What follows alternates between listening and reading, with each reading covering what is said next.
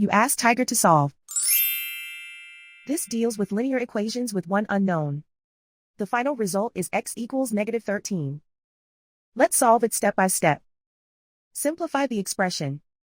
Simplify the arithmetic. Isolate the x.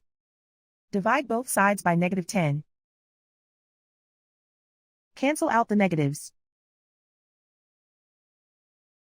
Simplify the fraction. Move the negative sign from the denominator to the numerator. Find the greatest common factor of the numerator and denominator. Factor out and cancel the greatest common factor.